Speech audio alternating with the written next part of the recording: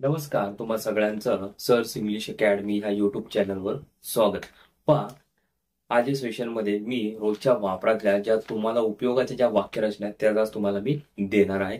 पण त्यापूर्वी तुम्हाला एक सूचना द्यायची आहे की माझं इंग्लिश ग्रामरचं एक चॅनल आहे. त्यावर मी फक्त आणि फक्त ग्रामर रिलेटेडच फक्त मी व्हिडिओ अपलोड करत असतो आणि एका लेक्चरमध्ये एकच कन्सेप्ट असतो. चॅनलचं नाव आहे ग्रामरच्या. बघा, ज्यांना ग्रामरचे कन्सेप्ट क्लिअर करायचे त्यांनी ह्या चॅनलवर जा आणि ज्यांना स्पीकिंगचे कन्सेप्ट क्लिअर करायचे त्यांनी ह्या चॅनलवर राहून सबस्क्राईब करा. ह्याच्यामध्ये तुम्हाला एका लेक्चरमध्ये एकच कन्सेप्ट, जसे की आता रोजच्या वापरातल्या वाक्यरचना तुम्हाला ह्या सेशनमध्ये भेटतील. त्यानंतर तुम्हाला भेटेल रोजचे वापरातले शब्द. पण शब्द कसे आहेत, जसे की क्षण, क्षणभंगूर, या क्षणी, कोणत्याही क्षणी, हे असे शब्द तुम्हाला त्याच्यामध्ये, आणि त्याला इंग्रजीमध्ये काय म्हणतात हे तुम्हाला तिथं भेटून जाईल. बघा, चॅनलवर नवीन असाल तर चॅनलला पहिलं सबस्क्राईब करा आणि जर तुम्हाला ही माहिती किंवा हे लेक्चर जर खूप उपयोगाचं वाटत असेल तुमच्या फ्रेंड सर्कलमध्ये शेअर करून टाका. बघा, वाक्यरचना पाहूयात.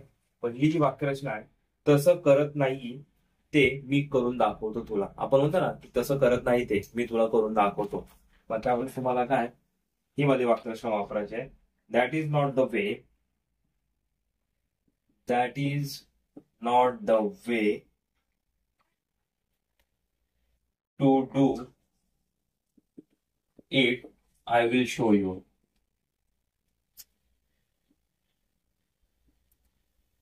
I will show you.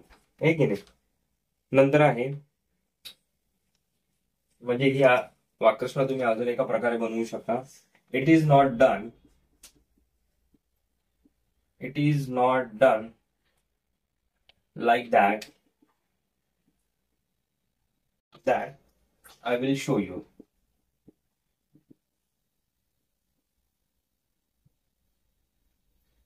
बघा, एक वाक्यरचना तुम्ही दोन प्रकारे बनवू शकता. तसं करत नाही ते मी दाखवतो तुला, हे की नाही. त्याच्यानंतर आहे पहा, मी हे पुन्हा सहन करणार नाही, समजलं का. मी हे पुन्हा सहन करणार नाही, समजलं का. बघा, ही पण तुम्हाला वाक्यरचना तुम्ही दोन प्रकारे बनवू शकता. लिहून घ्या ह्या वाक्यरचना. I will not bear this again. आता इथून पुढे पहा, अंडरस्टँड, नंतर त्याला ऑर मध्ये आहे डू यू अंडरस्टँड,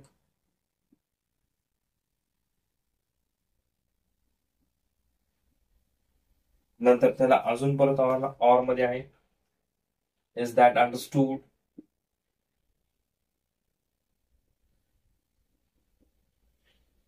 त्याला अजून परत ऑर मध्ये आहे इज दॅट क्लिअर,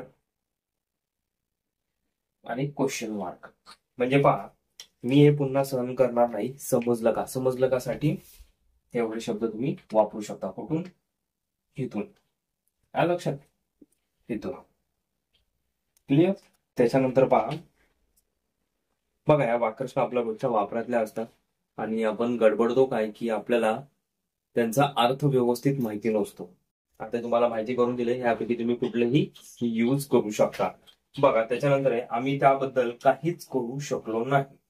बघा, ही वाक्यरचना पण आपण साधारण दोन प्रकारे बोलू शकतो.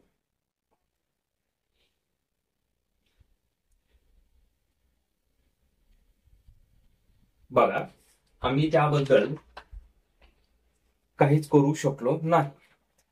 पहिली वाक्यरचना पहा, वी कुड not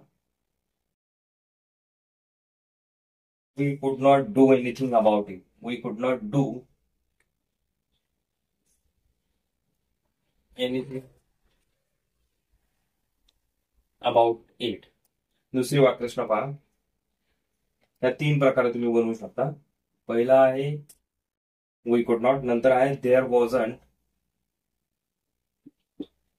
wasn't a thing we could not do about it. We could not do about it. Okay, यातली तिसरीच पहा. There was nothing we could do about it.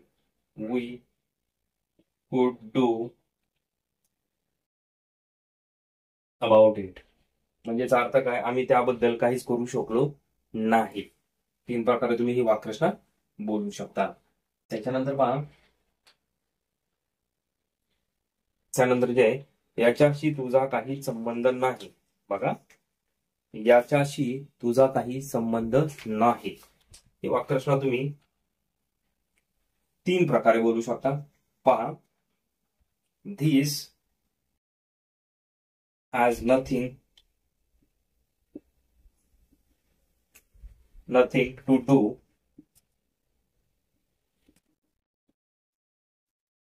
with you. दूसरा पहा, you have nothing to do with this. तिसरा प्रकार पहा, this doesn't concern you.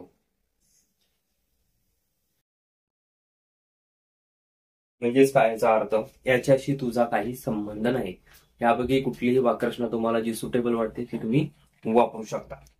पहा, तुम्हाला एका वाक्यरचना तुम्ही 2-3 प्रकारे बोलू शकता, ते दिलेलं आहे. कुठलीही तुम्हाला सुटेबल आहे, पण लिहून घ्या सगळे, आणि यातली जी तुम्हाला योग्य वाटते, सोपी वाटते ती पाठ करा आणि तुमच्या दैनंदिन वापरामध्ये ती वापरा आणि बोला.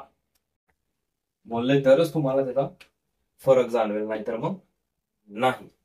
त्याच्यानंतर आहे, तू आला काय आणि नाही आला काय, काही फरक पडत नाही.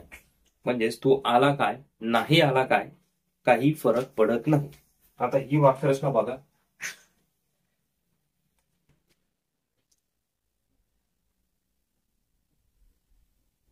It makes no odds. त्यालाच ऑर मध्ये it makes no difference.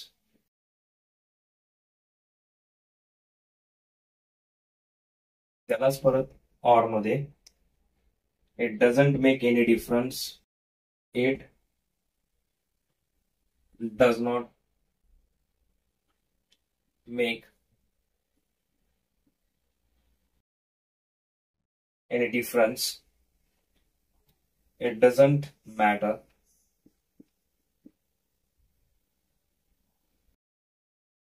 It doesn't matter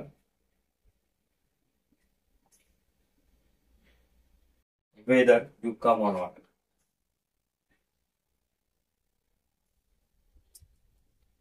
म्हणजेच काय, तो आला काय, नाही आला काय, काही फरक पडत नाही. काही फरक पडत नाही साठी हे बघा, इथपर्यंत तुम्ही एवढं ऑर मध्ये वापरू शकता. लक्षात. त्याच्यानंतर पहा, त्या बातमीने मला धक्का दिला.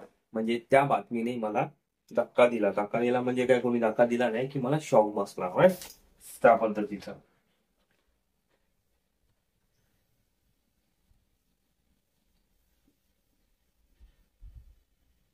The news gave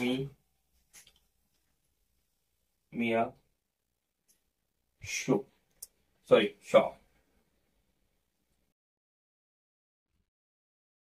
दूसरी वाक्यरचना, I was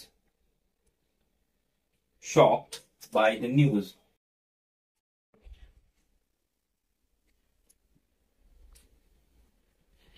By the news. Okay. आता त्याच्यानंतर पहा, रात्रभर जोराचा पाऊस पडला. रात्रभर जोराचा पाऊस पडला. ही वाक्यरचना तुम्ही 2 प्रकारे बनवू शकता. Rain fell heavily all night. त्याच्यानंतर पहा, it rained heavily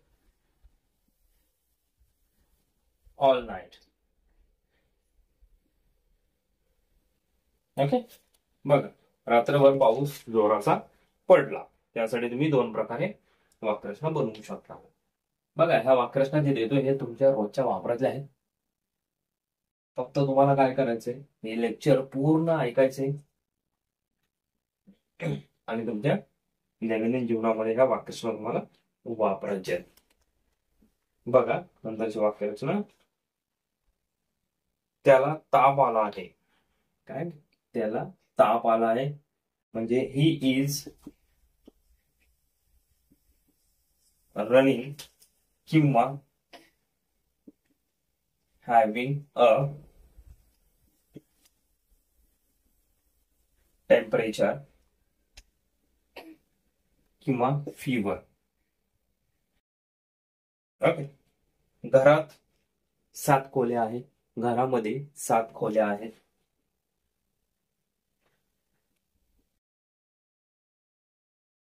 There are 7 rooms in the house. नंतर आहे the house has 7 rooms.